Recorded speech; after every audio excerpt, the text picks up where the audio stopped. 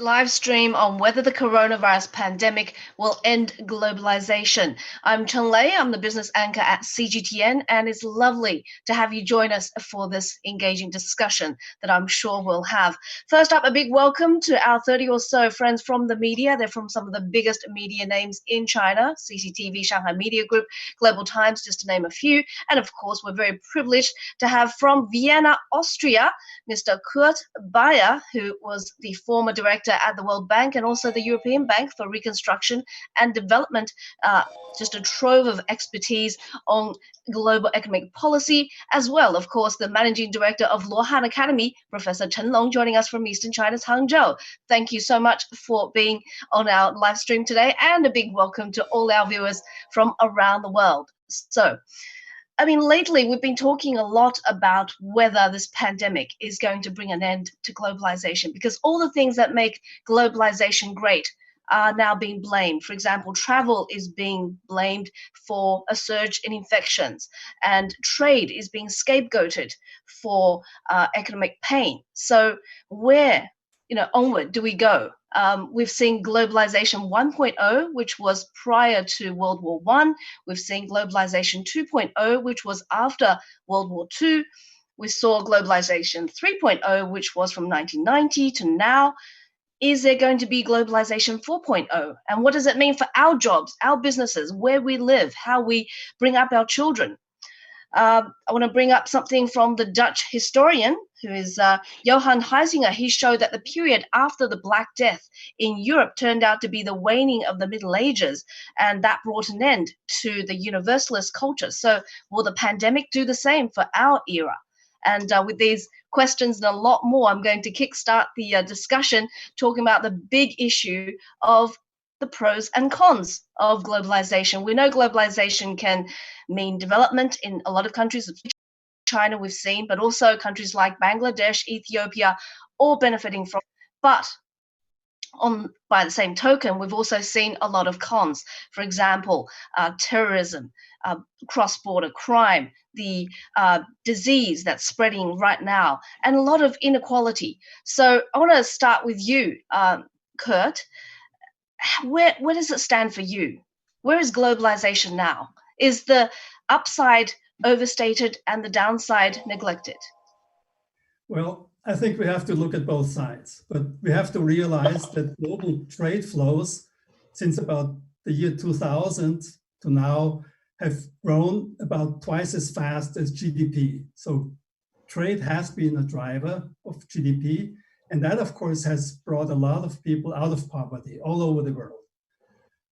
We have to also, I think, understand that this last phase of globalization has been different from previous ones, because this has been essentially characterized by the establishment of global value chains, meaning that trade flows are not like David Ricardo said in the 18th century, you exchange cloth against wine, not whole products, but most of trade and half of trade now is components that go into final products.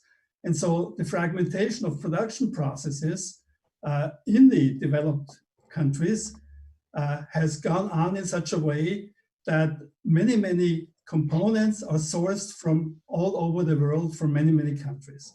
And already before the Corona crisis hit, this expansion of global value change has come to a halt in the last, or at the time of the last financial crisis, 2008 following.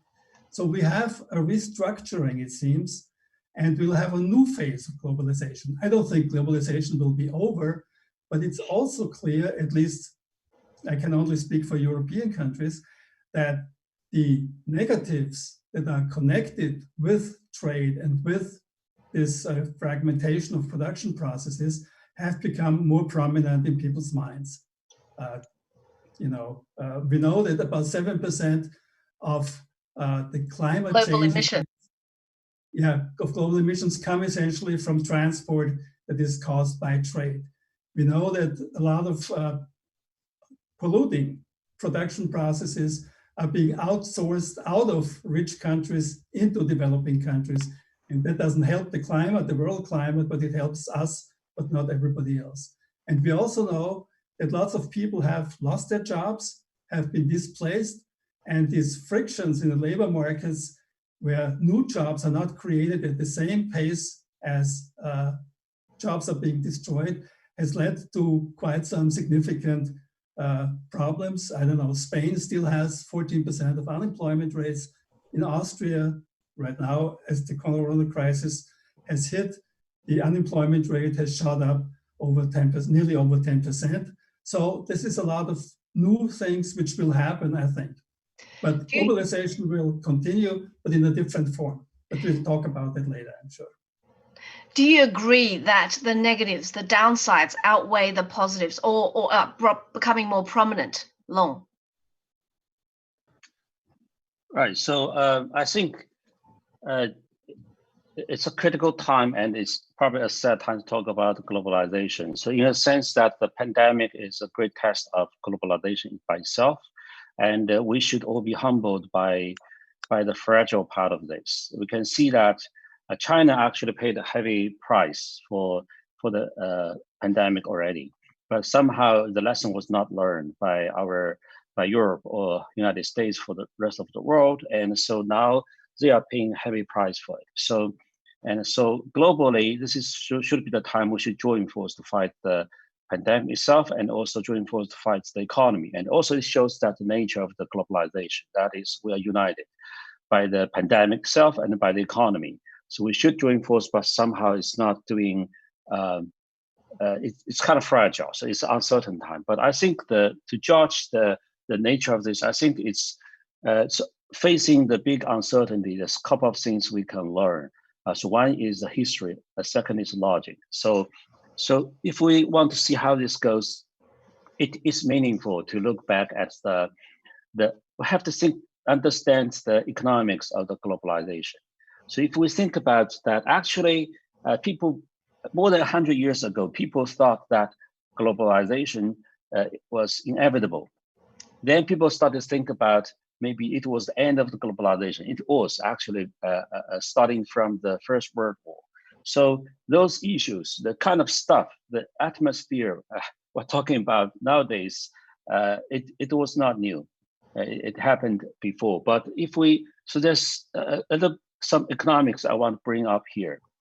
So we know that technology and a lot of things bring the whole market together. It benefits the world. It's inevitable. And we can see that in the past 200 some years, the periods with the highest global economic progress is also the periods with the highest trade growth. And also after the Second World War, the developing countries that have progressed most, their trade growth actually is much faster than their GDP growth. And if we only look at China and India, those two countries alone, more than 1 billion people have been brought out of the poverty. So there's its benefits is tremendous. Then we have to ask, why do people from time to time start to question globalization? Because there's economics behind this. So essentially, if we go back to look at more than 100 years ago, because due to the Industrial Revolution, the countries are making good progress, and in that case, then the income of the working class are coming up, and because they also have the voting rights, so governments want to take good care of them. So they're going to have the countries are gradually evolving into the welfare states. In the meantime, there's a rising nationalism, and also the countries are going to use their power to protect the workers, and including the manufacturers. And that was actually happened more than 100 years ago. So there's this natural tendency. If you look at the more than 100 years ago, there was a lot of the free trade, there was immigration, and gradually immigration will be much more stopped because the better countries don't want people to come in. So flow of the people will be much more reduced. Then it's also that they want to protect the employment, everything. So with that background, then you can see that actually there's rise the challenge on the globalization. So that naturally happens. And if you look at a good example is Germany. Germany was actually the most dynamic economy actually more than 150 years ago, but then it started to raise tariff because it wants to protect the domestic industry. Then the other European countries follow up. Then gradually we'll get into this tariff, all this other stuff. So my point here is that there's a natural economics, it happens. And so they started to talk about self-reliance. They talk about protecting the domestic benefits and employment. So that comes more than 100 years ago. That seems to come back again. In the past 100 some years, England used to be the biggest promoter of the global trade. Then it was the United States, and now United States seems to be doing something that Germany was doing 150 years ago, and thinking about different things. So this is where we are. So I think the benefits of the globalization is unquestionable, and it probably will continue. But there will be a lot of the obstacles against globalization from time to time, and this is another time we're here. Do you want to comment on what Professor Chen has just said, Kurt? Yes, I mean, obviously globalization has been driven by efficiency and cost efficiencies. But that was the major point why firms also outsource certain types of production. And we know today, of course, that if you want that the purpose of economic activity is good life for all, that some of these efficiency and cost efficiency considerations just hurt other goods that we need to have. They have hurt the environment a lot. I mean, you in China know that many cities are full of pollution. We, of course, in Europe have similar things, but we might have started a little bit outsourcing our things. And of course, there is a lot of labor things which are also, I think, very important. What kind of type of jobs people have and how well they can lead their lives. But multinationals have prospered. Sure, multinationals have prospered, but the prosperity of multinationals is not automatically, falling passed on, down to everybody here. And of course, we know from a lot of studies that at least in the OECD countries, in the rich countries, the income distribution and wealth distribution has worsened in the last 20, 30 years, quite significantly. And people, if you look, of course, whatever, the average income of a CEO in the United States is about 400 times today that of the workers in his factory. When I started doing research in the early 70s, this was a factor of 20. So, of course, who knows what is the just and the correct thing, but it creates a lot of unrest. And we see politically that the social cohesion that our countries need also to drive the economy and society forward is fragmented. And you have, And tax shifting is another problem, right? Excuse me?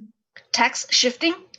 Where yes, multinationals... Of course, there's a lot of, that's also one of the negative effects, of course, of free financial flows all over the world, that a multinational company can register in a tax haven and not pay any taxes there. I mean, I've worked in quite a few developing countries, and many of these countries have no tax revenue because the firms which they have, the bigger ones, they register, let's say in the British Virgin Islands, or we know all the tax havens that exist, and they don't pay the taxes where the value and where the production happens. And so this, of course, is a sign of a lack of global coordination, because that is, like also the pandemic, is clearly a problem which actually should be tackled at a global level, but so far it has been done on national levels. And this tax situation, you have tax competition between the countries, and in Europe, in the last 10 years, corporate income taxes have come down in all the countries, and the ranking of countries by height of tax rates has remained the same, but the tax take, everybody has lowered the taxes when the others have lowered them. So that certainly is also one of the problems which income distribution and tax distribution certainly has worsened and makes people very, very unhappy. And leads to, populist parties that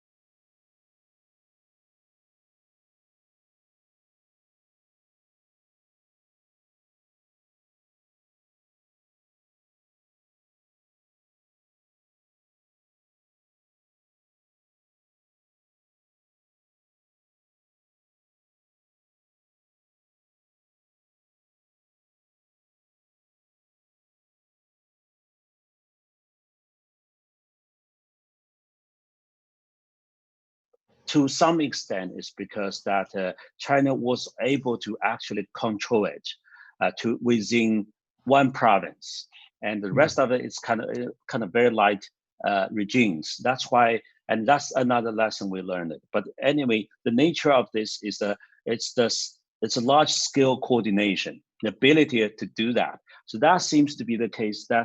And that now, if we look at the response from across the world, the European countries, United States, they all try to do this. How effective that can be, and within Europe, then across the countries within EU, that seems to test our coordinating power. But this time, it does as outsider. How do you perceive how China is responding to this? Okay, I mean, you have to understand where the European Union comes from. I mean, it started out with 6 individual countries. Now it's 27 countries. And of course, the countries that joined the European Union joined up to a certain institutional setup, which of course has been evolving and has been progressing quite a bit until about a few years ago. So, and you also have to understand, of course, that you have essentially 3 branches of the European Union. You have the European Parliament that has certain legislative powers, not like national parliaments, but still something. Then you have the European Commission, which essentially is the instigator of legal acts, if you want, and the implementer of certain things. And then you have the 27 heads of state that form the council. And so essentially, if the 27 heads of state are willing, politically willing, to do more jointly, they can do that at any time. The European European Union Treaty does not prevent them from going beyond the original setup of the European Union. So there is, of course, always a balance between these 3 branches, or also a power struggle, if you want.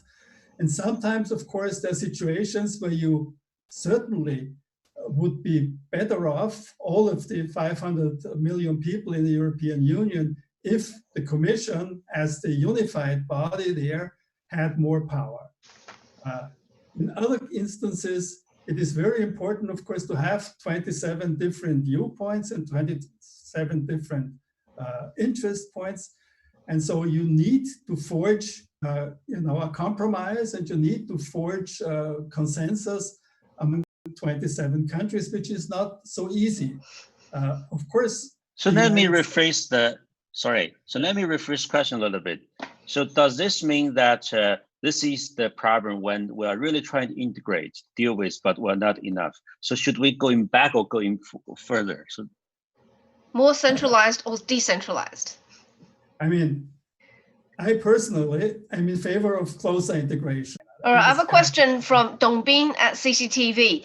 Faced with a crisis, how should influential, that is major countries, balance their own interests with considerations of the rest of the world? What sort of international cooperation and international institution framework would suit where we are right now?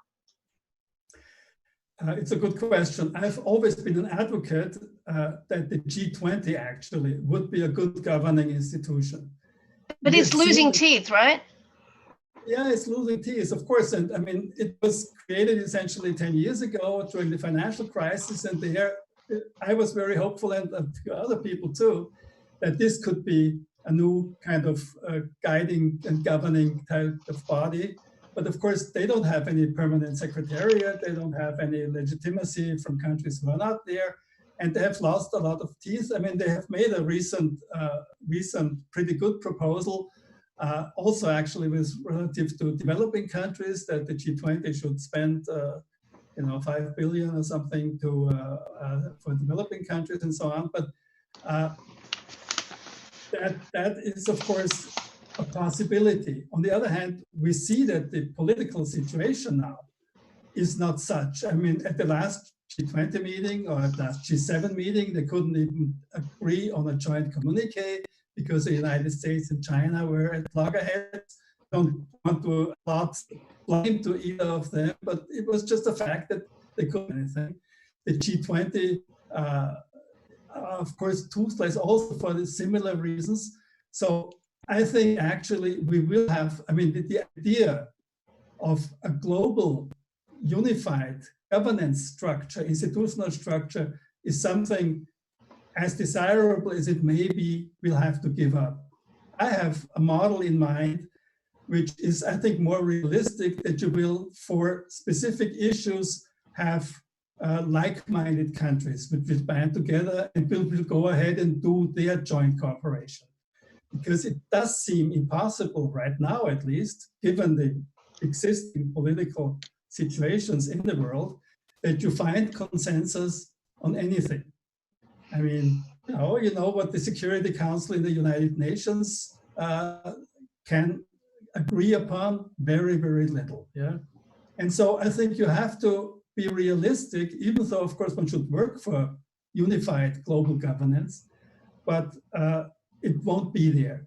Just one point, when I think what Long asked me, more centralized, especially with respect to Corona crisis.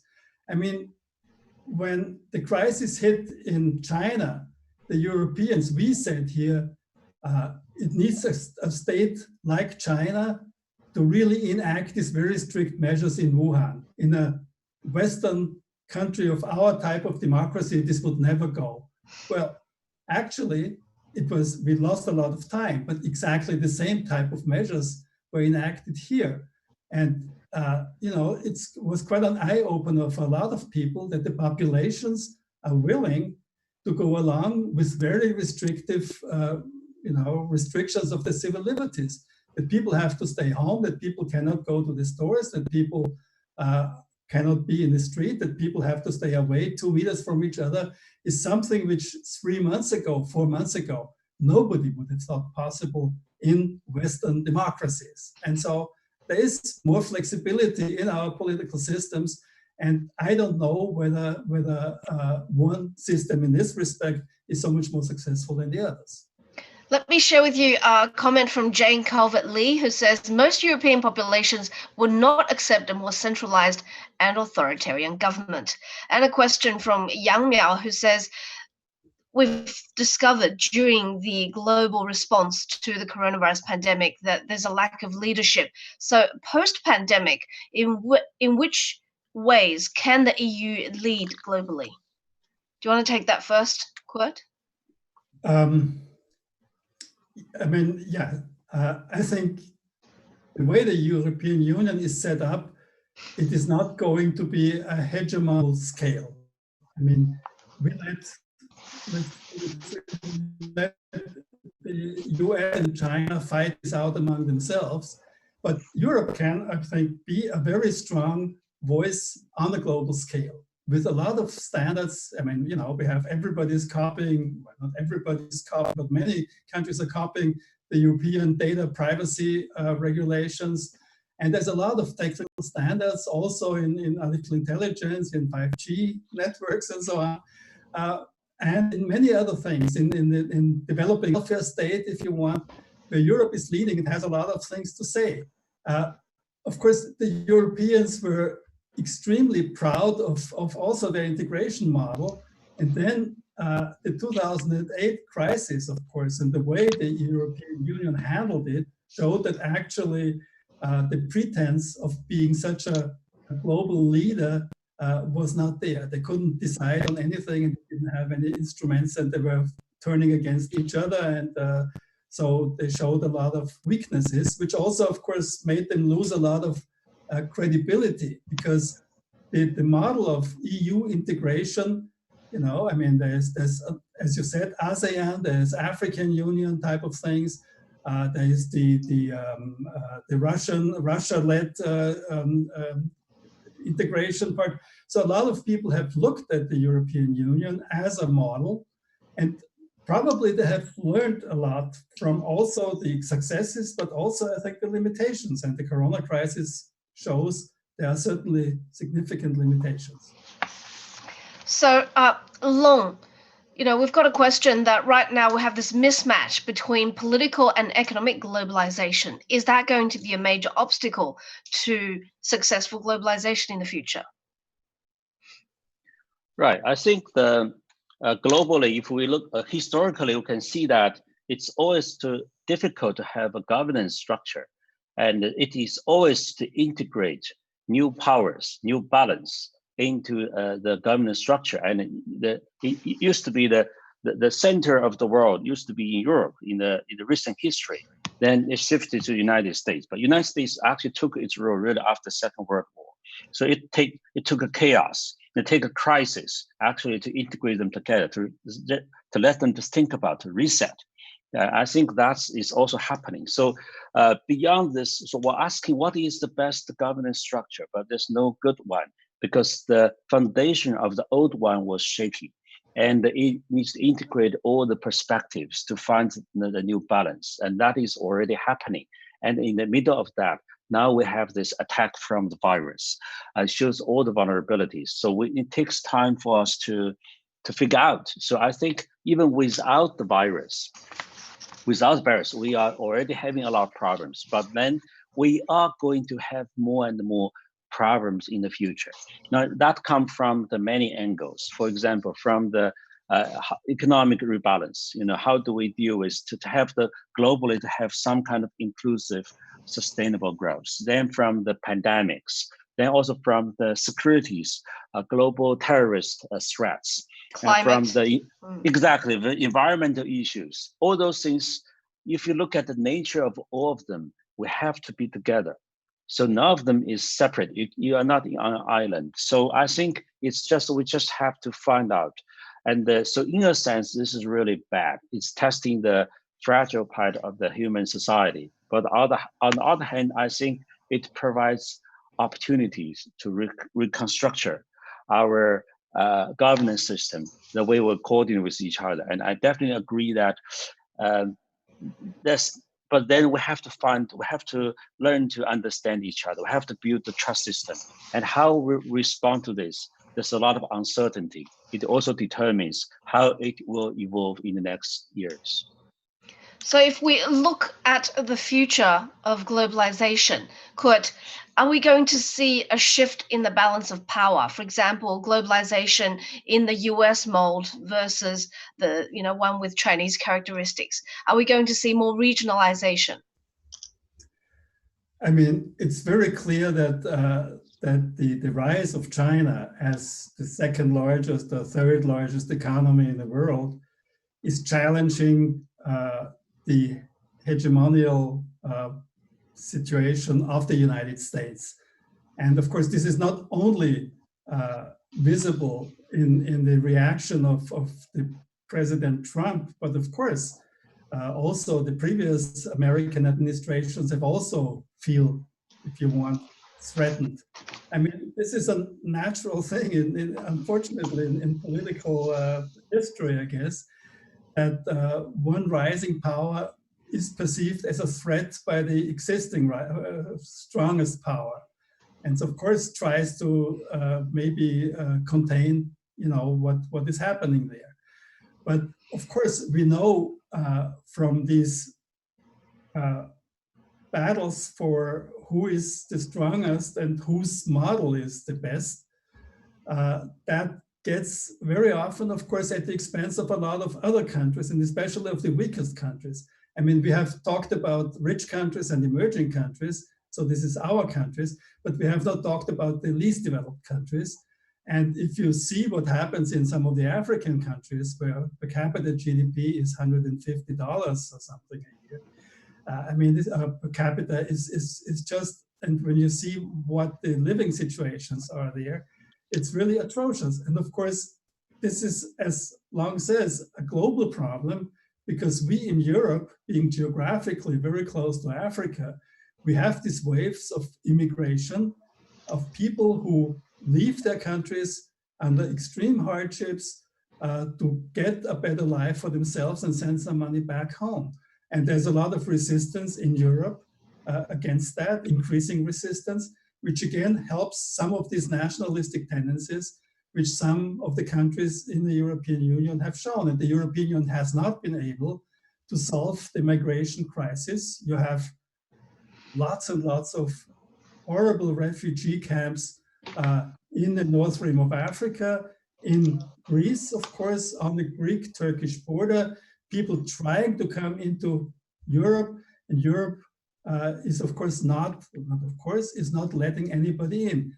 Even so, rationally, of course, Europe is just like China will be, demographically a dying continent. Our birth rates are very, very low. The death rates are higher.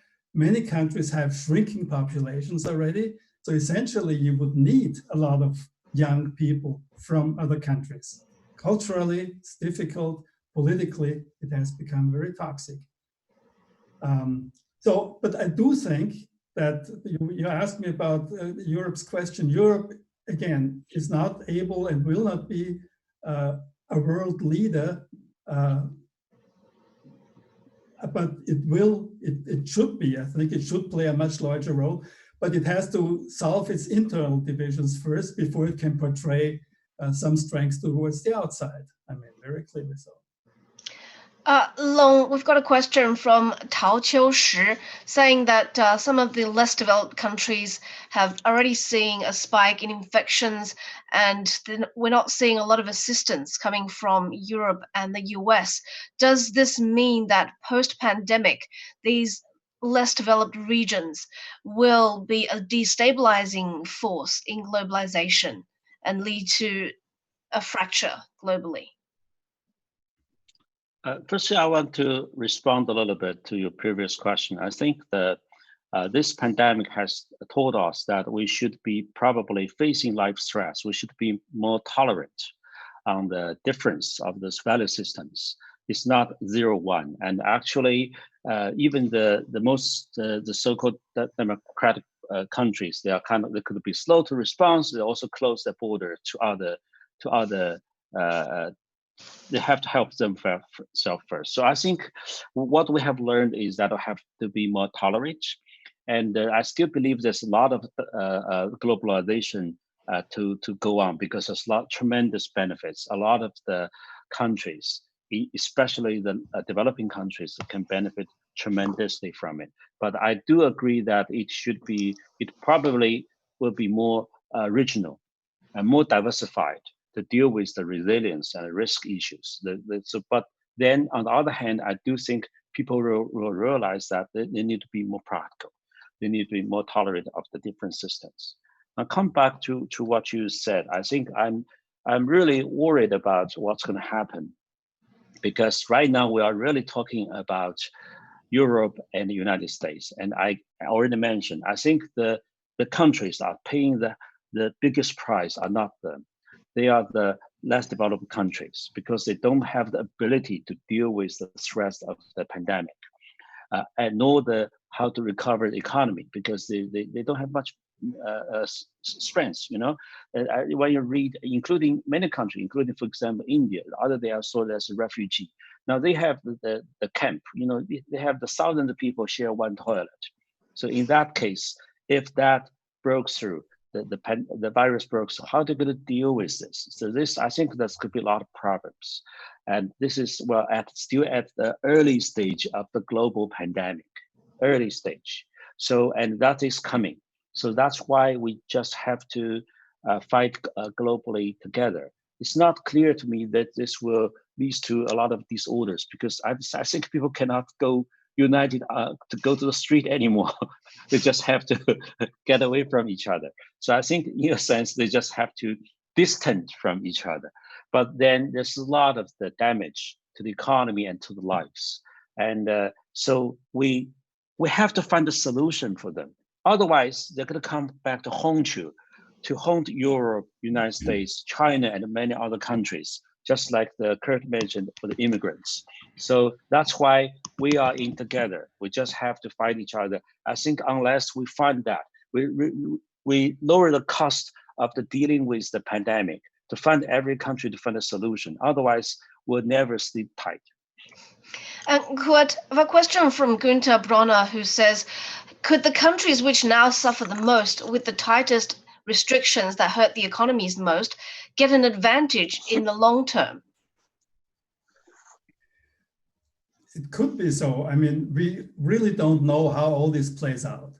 And we also have to see that, at least as I see it in Europe, this complete shutdown of most of the economy, production facilities, and of course, all the service providers, this has never happened. I mean, this is a situation which normally happens in a war where the cities are bombed where your production facilities are gone.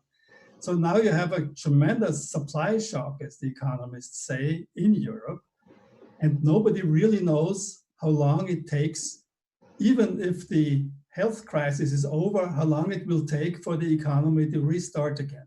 I mean, I don't know, little country Austria shut down one of its blast furnaces where they create, iron and steel. Yeah?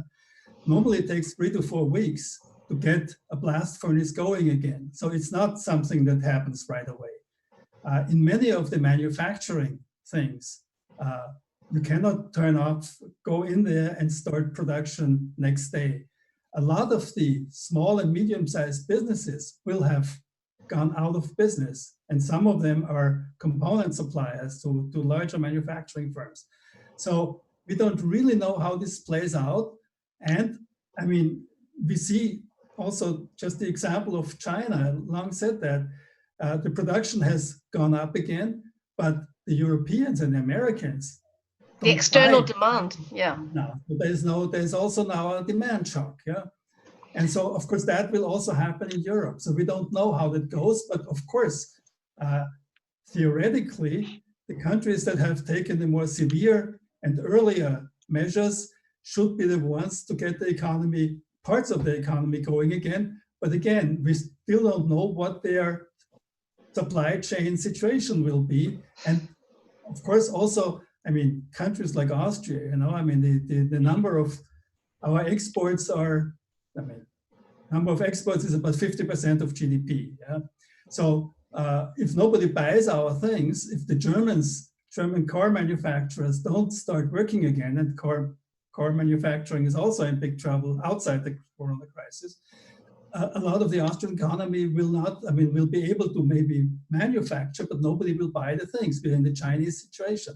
So yes, earlier measures will enable an earlier opening of the economy again, but that will be very restricted because countries are so intertwined and depend so much on each other for supply chains and also for demand that it will take a long time. And I think that's why I think the earliest forecasts for GDP growth or losses in the European Union that were about -2 to -3%, they're all obsolete. You have to talk about 2 double-digit things, which is, of course, it depends on how long this whole thing will last, but it is really unheard of. And so that's also why the aid packages have these enormous amounts. I mean, 7% of GDP for the European Union. This is a hell of a lot of stimulus, and nobody knows how it will really work, how it will effectuate itself. On a more positive note, a question from Ms. Yuan Mei talking about where China and Europe can work together, especially in digital technologies, which China has utilized to fight the pandemic and also to resume business. For example, Alipay's contactless payments, a lot of the contactless lending to small and micro-sized companies, and giving out shopping vouchers and so on. Kurt? Yeah, I mean, I think the order of the day is get help to the people, to the businesses, and to the consumers as soon as possible.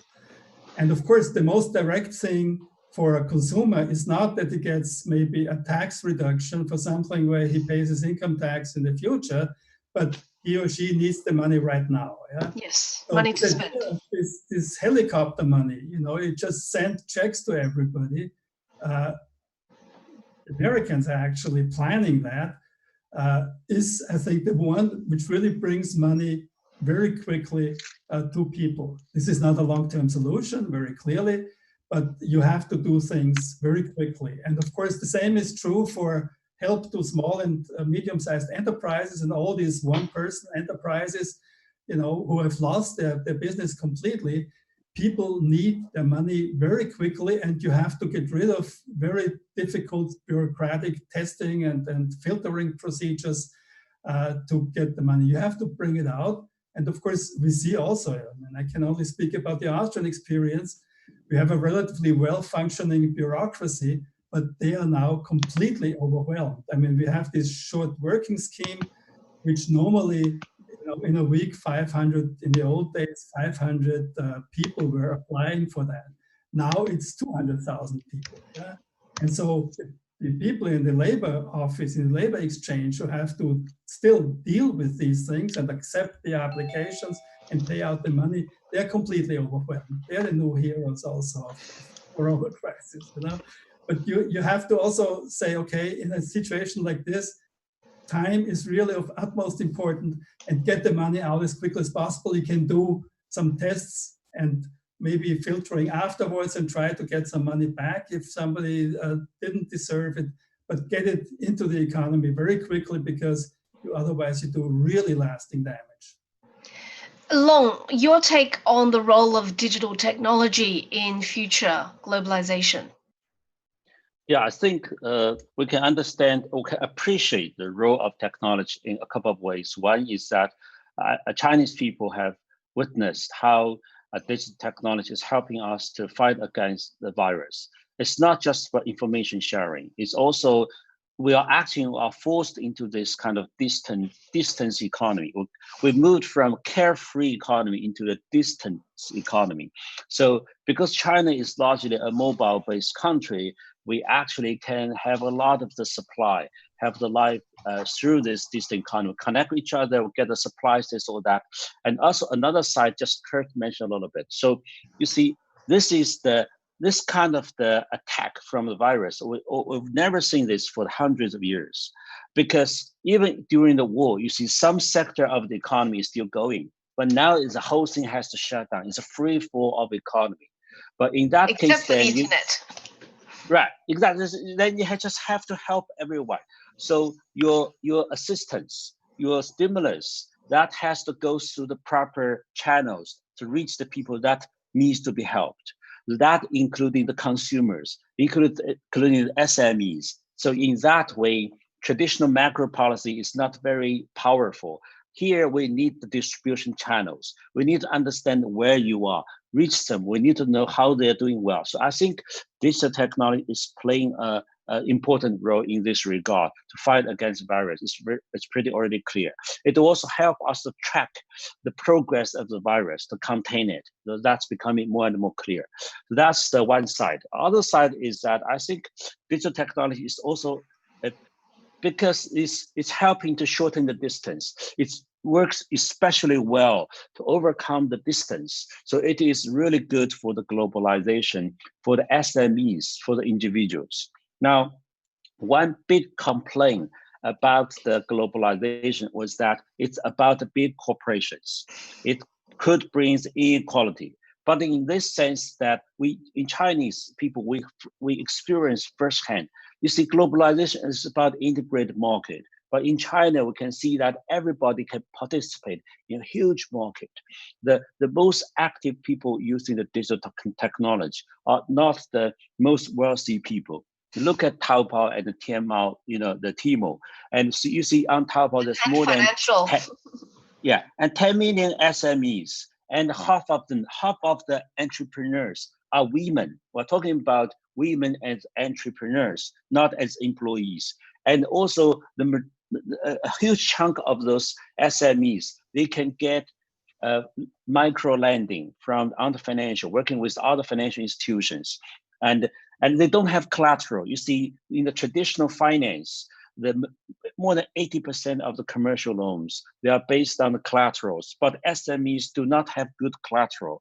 And nowadays, the startups, the early stage, they can actually get micro loans because of the information. So just like my friend, Professor Holmstrom, who's the Nobel Prize winner, said, information is a new collateral. So you see, they can get, actually, the majority of them can get the micro lending from early stage. So what I'm trying to say here is that I think technology has always had this power to bring people together. But this time, digital technology is especially beneficial to the SMEs, to the average Joe.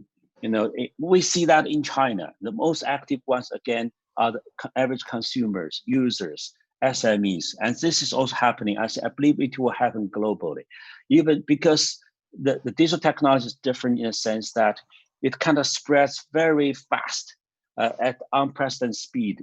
Even in Africa, a huge chunk of the population already have the mobile phones. Asia, all the countries. So I think that's another thing I think we should think about. So you see, one downside of the World Trade Organization is that for every rule, it actually has to get the permit from all the countries, which never goes anywhere because it has so much interest. So I think we probably should design something more suitable for the SMEs, for the average people. So, and we have certain policies relevant for them because there's technology now that can link them together. So let it be you raise a good point, because a lot of people are wondering along about the future of globalization, the future of these international organizations, such as the WTO, such as even the WHO. I mean, the US certainly is picking a fight with it. The G20, as Kurt has been talking about, the World Bank, where you used to work. Your thoughts on where these institutions are going? Kurt? Well, I think, sorry, Kurt, go ahead.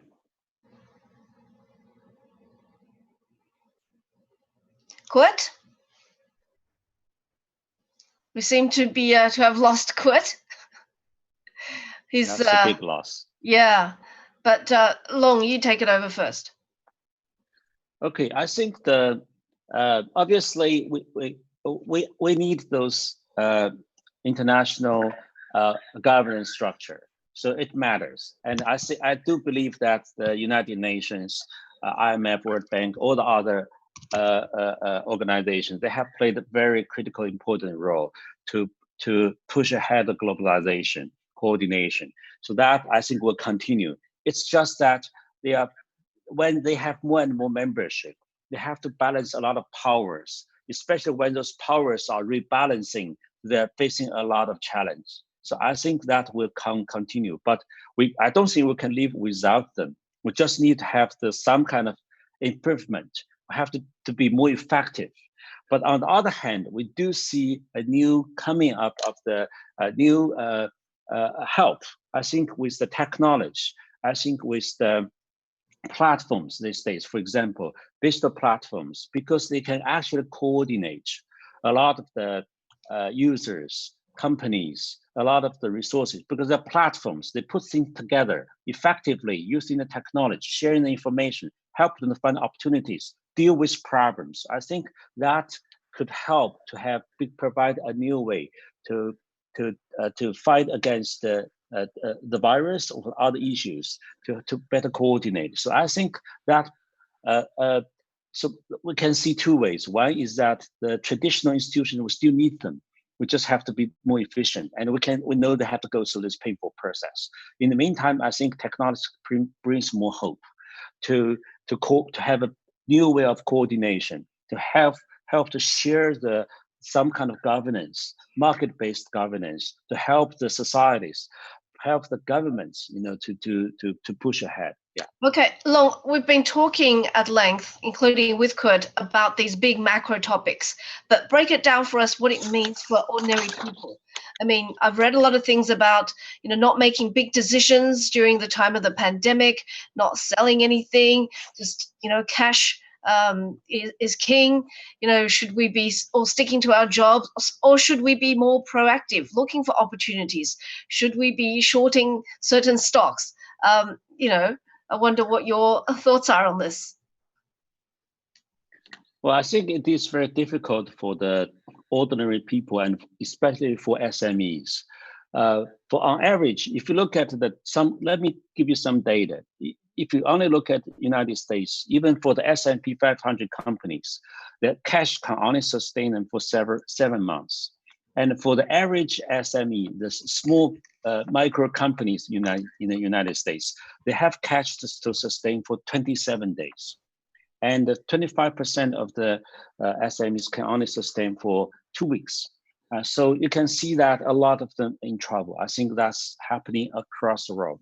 So this is very difficult. So obviously, and that's why you can see so many countries, they're coming up with unprecedented stimulus package.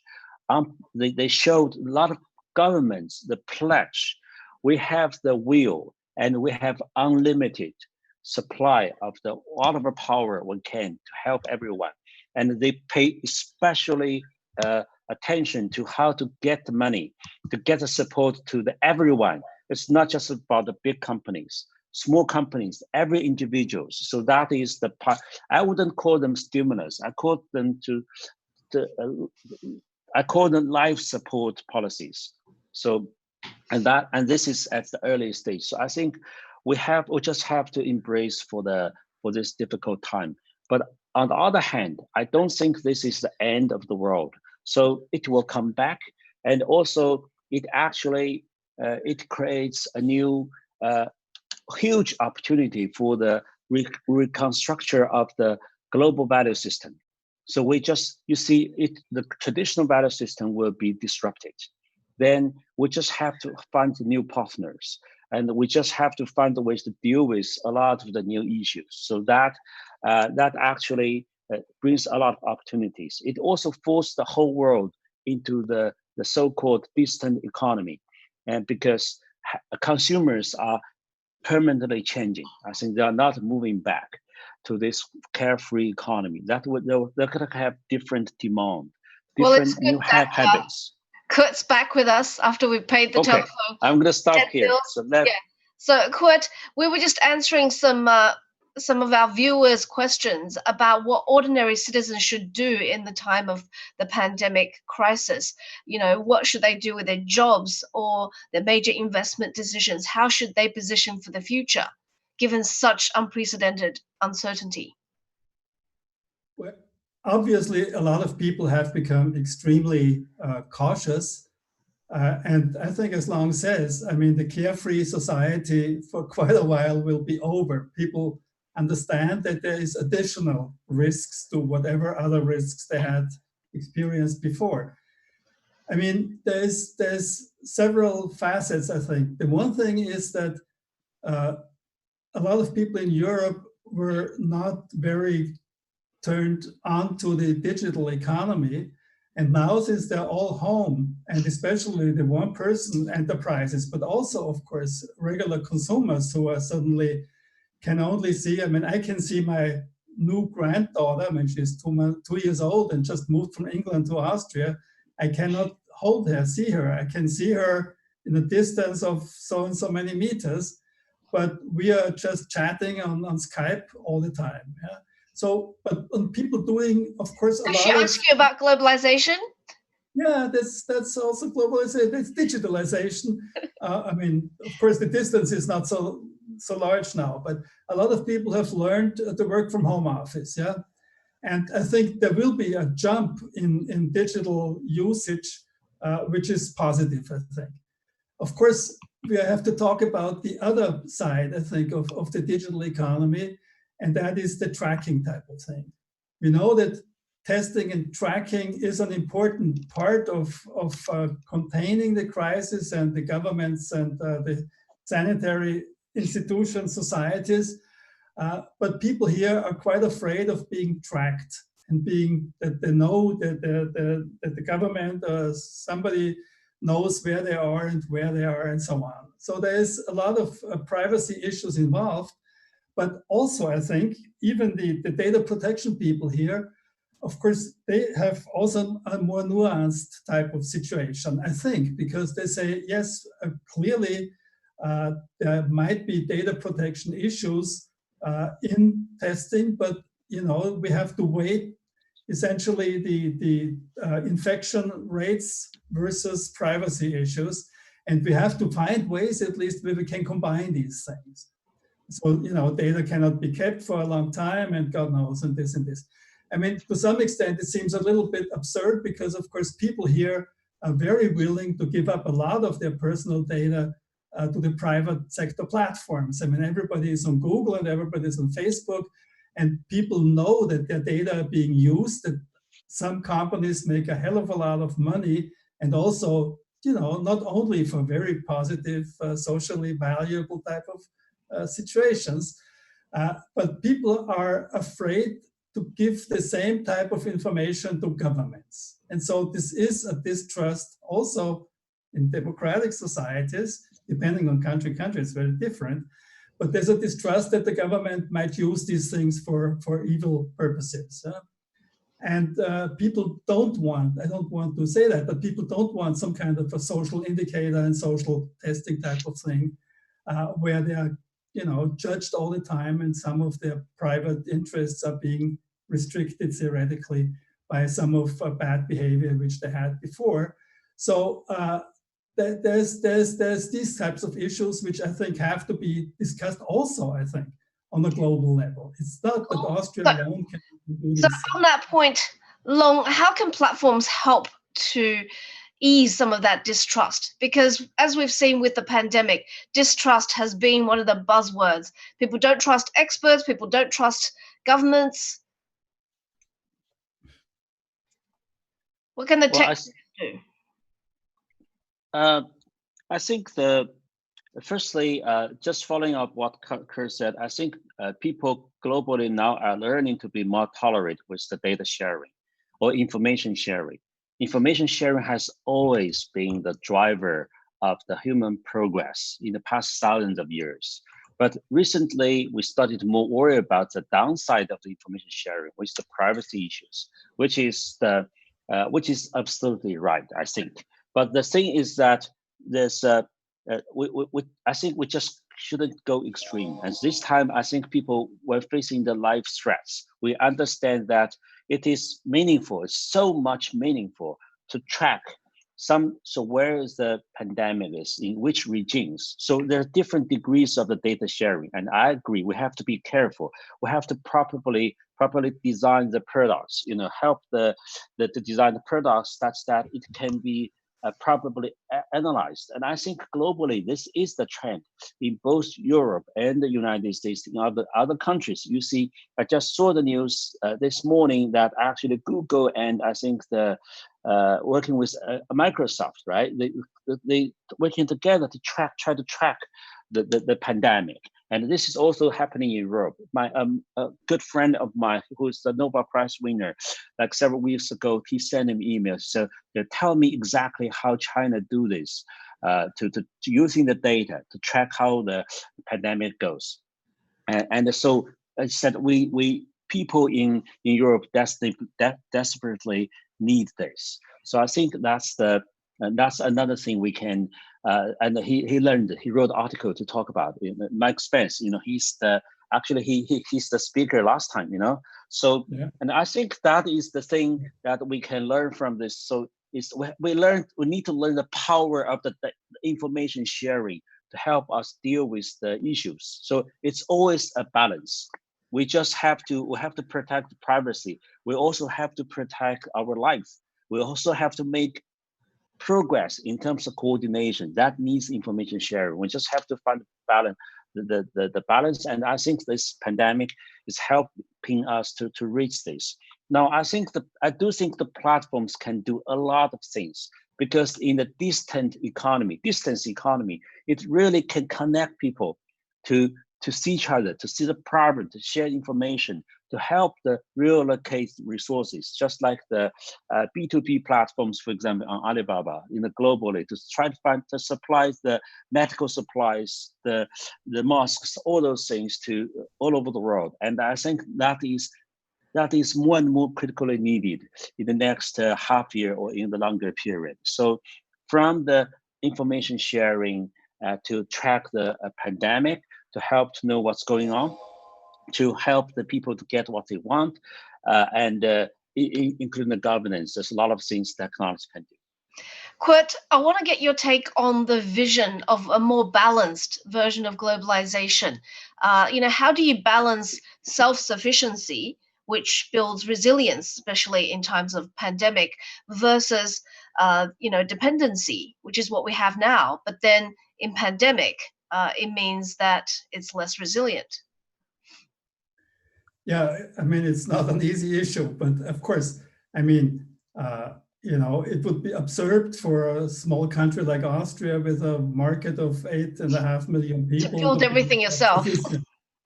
But let me just say that the European Union, which is a very large economy, is larger than the Chinese economy, has had an economic policy which was mainly geared towards external competitiveness. It means they were neglecting the internal market, their own market, and said we have to be able to export more and we have to be cost competitive to the outside. And so they, in many instances kept wages down and people couldn't essentially buy their own products. I mean, countries like Germany that have 6 to 7% of GDP external surplus, the people in Germany, because they had a very strong low wage policy for a long time, could not buy the same things. And countries like Germany, with having large poverty affliction rates, is just not, the right thing. So I think there's a balance. It seems to me that large markets like the United States, like China, of course, like the European Union, they shouldn't try to aim for self-sufficiency, to produce everything which they need themselves. Clearly, they should have trade relationships with other countries. Small countries cannot do that, to rely on their own market. But clearly, it seems to me that there's some, we have seen that. I mean, we've always known that national security issues are something that overrides economic efficiency things.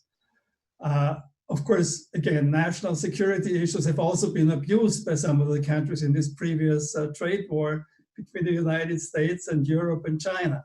But that's another issue. There is also, of course, resilience we need. We cannot just be efficient all the time. We need resilience. And exactly, countries like Austria that have the highest number of ICU units per head in the European Union have resisted for a long time the advice from the OECD and the IMF to reduce the number of beds in the hospital system. So now we have enough resilience, we have extra supply, and we can deal with the crisis much better than some other countries that are completely overwhelmed. So it's a fine balance, and I think we will